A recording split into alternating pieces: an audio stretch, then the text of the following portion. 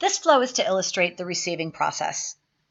In this scenario, I'm going to create a purchase order requisition for 200 promotional mugs, receive those, inspect and find that a couple of those were damaged in transit, and we're going to do an automatic return back to the vendor, and then see how we handle the payment or the invoicing piece in accounts payable.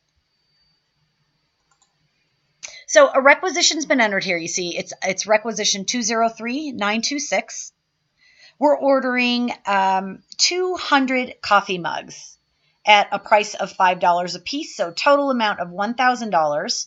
And if we roll down, you can see that I've got the option to enter in the charge account that I want this to go to. So you could have a default based on your cost center. You can override that. So click the little button and you could override. So I could code this to another department or a division or another event, such as, a marketing code. And you could also use a project number that might be related to a specific marketing campaign. Okay.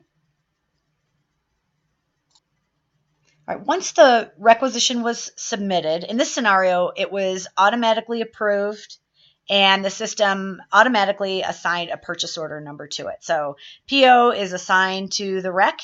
And once those goods show up, I'm going to go ahead and do a receipt. So what you're looking at here are all the open lines that are awaiting receipt. And when I find my coffee mugs here, I'm going to grab that row. I'm going to click to receive them in, and it defaults in the quantity for me. For this scenario, we're just going to receive them all. So all 200 are going to come in. And the system it's building that audit trail. So I've got a confirmation and a receipt number tied to that. Okay. The purchase order line is now closed. You can see that the status has changed as soon as that receipt transaction was recorded. So upon inspection, so we were all excited for our marketing campaign, and we're going to rip into the box. We open it up and we find a couple of those have been damaged. So we're going to go back to that original receipt transaction, and we're going to create an automated return back to the vendor from that document. So we're going to open up our receiving transactions and click on the return receipt. That's the receipt transaction that we brought those in on. So I'm going to open that up. Here's the documentation, right? Here's the purchase order number, the quantity that we had received in, and I'm going to return a portion of those. So I'm going to send back 30, and I get to give it a reason code why we're sending these back, right? They're damaged. So got that audit trail. So go ahead and submit that. And you've got a confirmation again. So every transaction is being recorded. Who did it? What time? What was the transaction? Okay. And you can see now it leaves me an open, quantity here of 170. So the 200 minus the 30 that we sent back. All right. So now we're in accounts payable, and we've received an invoice. Perhaps the box is still in transit on its way back to the supplier. They don't even know that we're returning some of the quantity. So what we're going to do now is we're going to we're going to record an invoice against it and create an adjusted payment. So we come into the invoicing, and I'm going to create an invoice.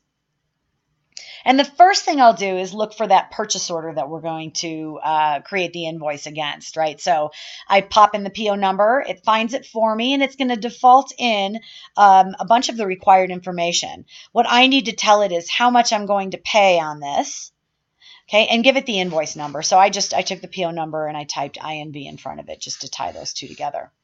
And the next step is to match the invoice line. So I've got my little button here that I'm going to click go, and it's going to go out and grab that purchase order information for that line, bringing it automatically, right? So I can see here, what's happened with this PO line number 1, how much was ordered, what did we actually receive, what are the payment terms, etc.